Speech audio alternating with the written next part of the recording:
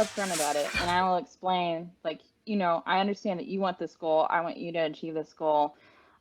But to make achieving this goal, one, not only easier on your body, but two, something that's actually sustainable, there are some internal things that we need to take care of first.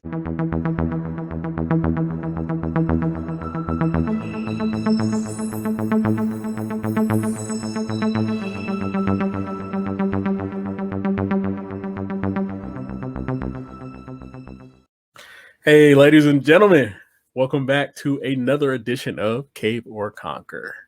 I'm Tommy, I'm Robbie. and we are here to simplify fitness for you. So it's going to be fun. So let's talk about it. So, gym peeve of the week. So, one thing that, actually, you know what? You go first. What's a gym peeve? One thing that you don't like in the gym? I cannot stand it when people do not use bumper plates and they drop the barbell.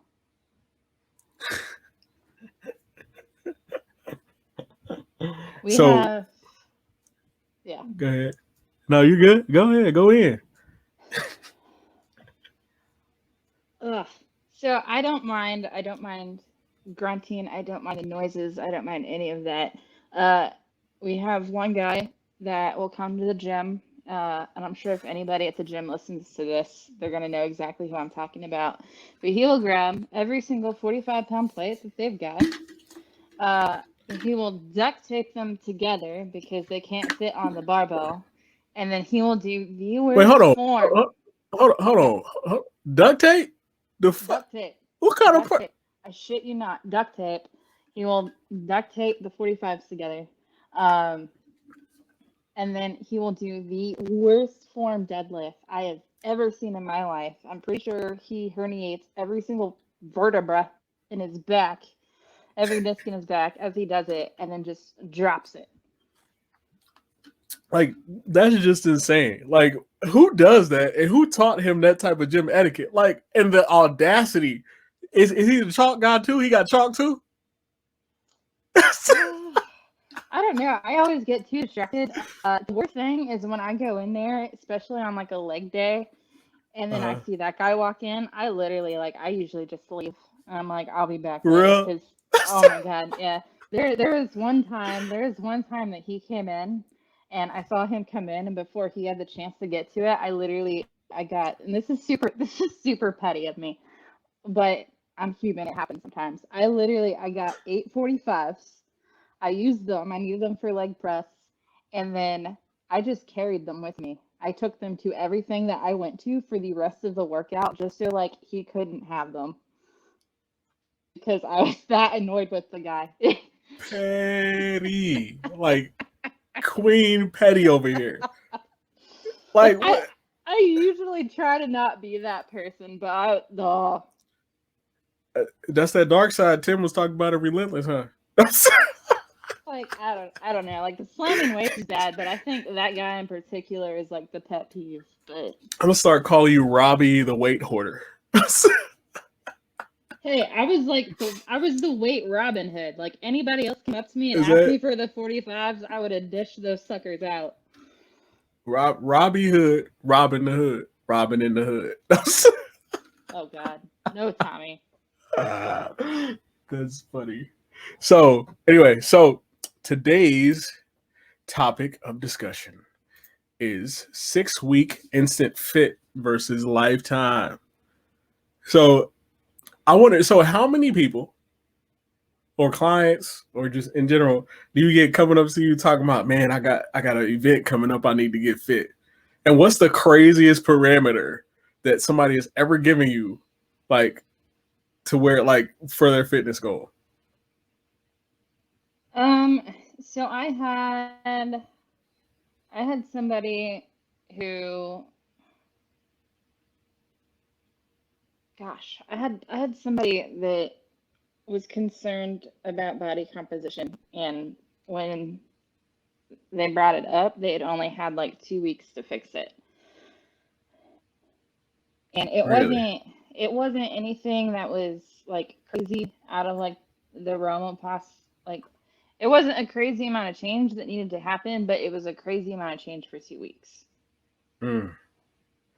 Well, So and that's weird. Like, and I'm starting to see like a trend. So, and like from my standpoint, with the 6 week instant fit thing, or anything like that, is I think people don't understand that they create unhealthy habits, and they also don't know what their goals are, because if they set a goal, they got to stick to it.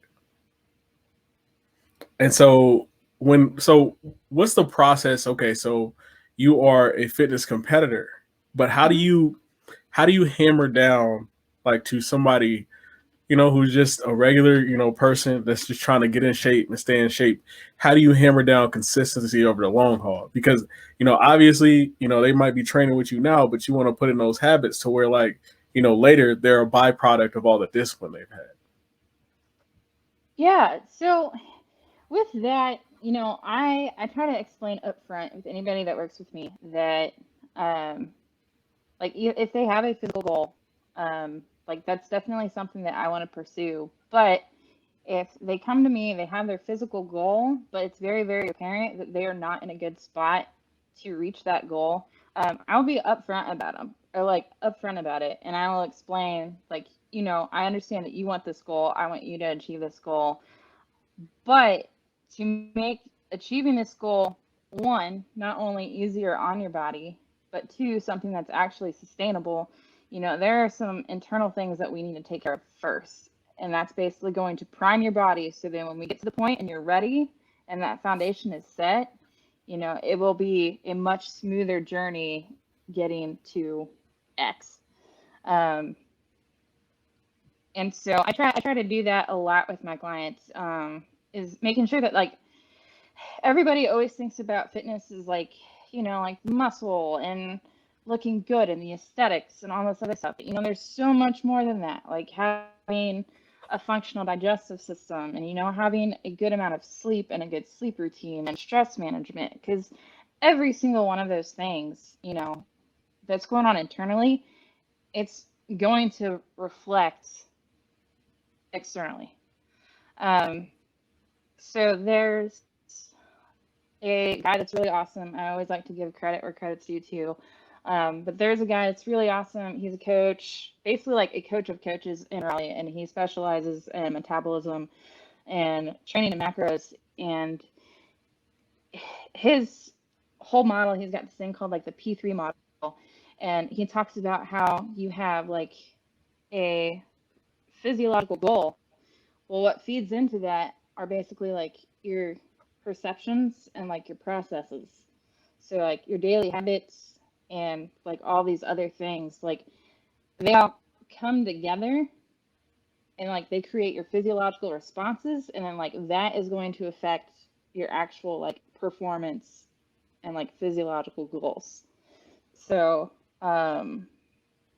yeah, he's like at Sam Miller Science on Instagram. He's got a really good podcast called Sam Miller Science where he goes into that for people that might listen to this and are coaches. Um, but he addresses that too, that if you have a goal going on, like if you have an outside goal, an external goal that's more of the aesthetic look, but you're not doing the things that you need to do to prime your body to achieve that, like those are the things that you need to focus on first. Mm, that's awesome. Well, and that's great advice, because a lot of times, so when I first started my journey, to get back in shape, um, I really had to look at myself and go, what do I actually need to get in shape? I need, and for me, it was the cardio, right? It was, trying to get out of a sedentary lifestyle.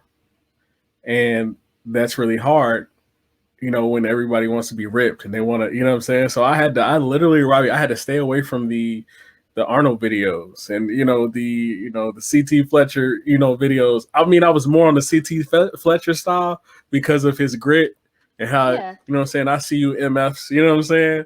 And that energy, you fat butterbean, and I'm like, that was my energy, like, dang, okay. And going through that process just showed me that, like, focusing on those small things and creating those habits when it came to cardio became the aesthetic that I have today. Because there's a young man in the warehouse, shout out to Rob, shout out to you, man. You said you've been tapping into the podcast. I hope you continue to tap in. But it's one of those things where he looked at me, and he's obviously overweight. He knows that, and he was like, "It's awesome," because he was like, "I want to look like that guy over there that's loading the truck over there." And I was like, "If you want it, you can get it, but you got to start, and you got to be extremely intentional about it and start creating those habits. Because I can't want it for you, nobody else can either. But if you got a big enough why, you can endure anyhow." What were you saying? Yeah. No, I completely 100% agree with what you're saying. And I think one of the coolest things that I invested in was I decided when going for a nutrition certification, I went through precision nutrition, and it was an amazing investment because they have all these extra resources, handouts and stuff that I can use for my clients. I mean, intake forms and stuff that like I can use that would be much better than anything that I would create on my own. But a pamphlet that they have that I will give to people is if they tell me they want to look a certain way or like a certain leanness, I can give them this, and except for like your little anomalies that are out there that may not apply, like if you're like one or 2%, it's pretty accurate with what the structure and discipline and what are the things that like you're gonna have to say no to, like, and it paints a really good picture of like if you want this body, like this is what your life is probably gonna have to look like. And so Mm. that's something like if I have clients that really have a goal like that and they want to do that, I'll be like, okay, I'm going to send you this, like read through this, tell me what you think. And then I tell them, tell me what you think is actually reasonable for something that you would want in your life that wouldn't make you miserable. And then I'm like, when you find something like that, like wherever that percentage falls into, like that's where we need to work for. And like that's our first step. Like if you get there and then you want more, like we can always go for more. But like let's start somewhere that looking at the lifestyle it takes to achieve it is like something that you think would be manageable. Well, and that's like I wish back when I was really trying to shred weight, I had you because you actually reached the client where they need to be reached. Tell me what you actually can stick to. And one thing that's going to do is that saves you a lot of time, saves them a lot of time, and helps them look at life pragmatic, you know what I'm saying, and be proactive about the things that they do. So that way, when they feel like caving, they can conquer. And that's super powerful. So kudos to you. Like, shout out to you because I've seen a lot of coaches and personal trainers that just, they didn't have it. It didn't seem like they actually cared about the client. But asking them to sit down and tell me what you can do, that's an amazing starting point. And I like to use that also in leadership in the military. Like how like in the military, you get people put together, you don't know how many years they've been doing things and whatever, but you can feed off of their energy because you made them feel a part of the process. Mm-hmm. And once you make people, feel a part of the process, that's when they actually start taking extreme ownership on their own. And they look at everything totally different. Like I think it's amazing. Like sometimes you be tagging me in like your post on the gram, you know what I'm saying? Go follow Latosaurus. Is it Flex or Yep. Rex? It's Latosaurus Flex? Flex. Okay. Latosaurus Flex. Go follow her on there. It'll be down below in this episode where you can follow her on Instagram. But every time she tags me, like a lot of times I use that as momentum because I'm not always checking necessarily Instagram or social media. But when you tag me, I'm like, dang, okay, dog, you can, do a little bit more. Make sure you get it, wake up early. Because there's an interesting thing. Once life starts getting easy, you start slacking off. You know what I mean? You start, oh, I can do this, I can do that, I can do it after work, and I can do, whatever. But a lot of times I wake up to something you tagged me in. I'm like, Tommy, you don't cave or conquer. You better get your butt out this bed. And then I get up and then I start doing my thing, start prepping my lunch, putting it together. You know what I'm saying? I added some fruit because so one day, so this is a part of that instant fit versus a lifetime thing. I bought some fruit, from a gas station. It was, whatever. But like I felt so much better than when I was grabbing the honey buns, you know what I'm saying? Because I could do the Mm-hmm. carbs because I burned a lot of energy. But like that fruit literally like just propelled me. Like I don't know, it's something about the blueberries, like that. I'm like, okay. You know what I'm saying?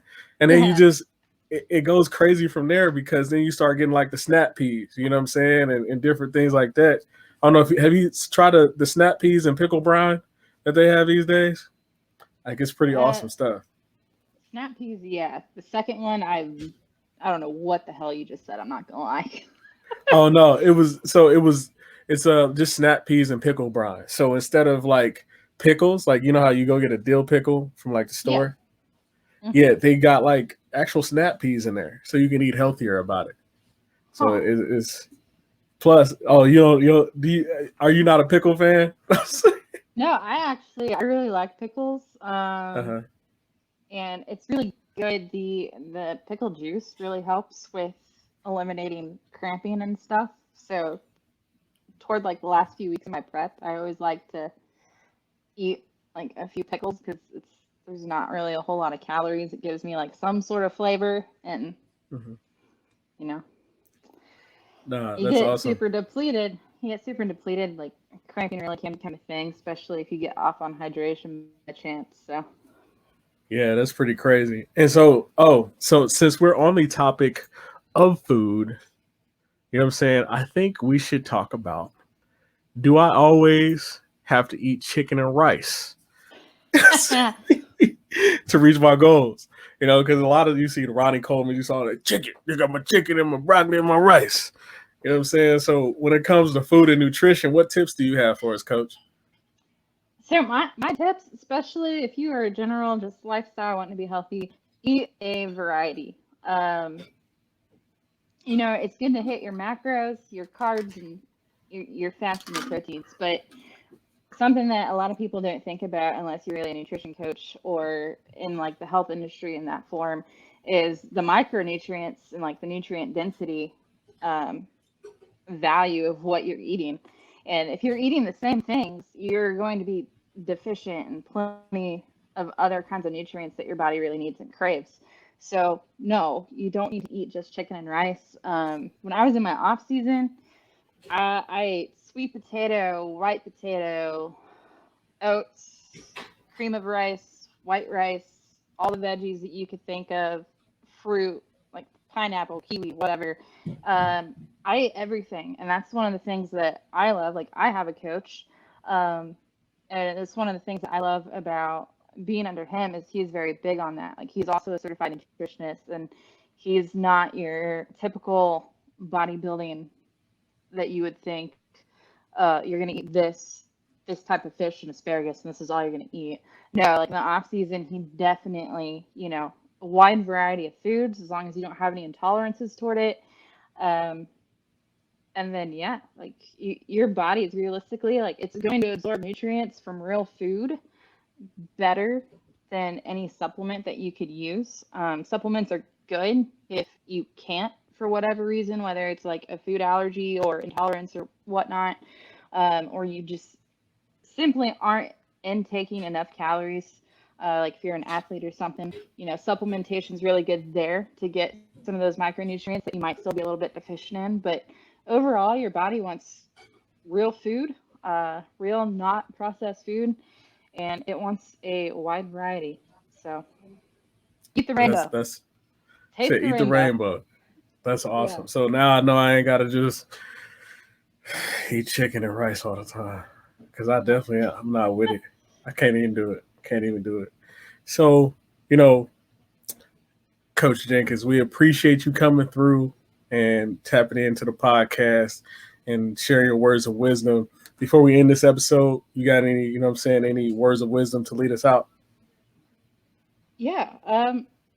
If you're wanting to make changes in your life and you're wanting to lose weight, don't get stuck in this process of instant or don't get stuck in the thought of instant gratification. Realize that, everything is a process, everything worth having takes time.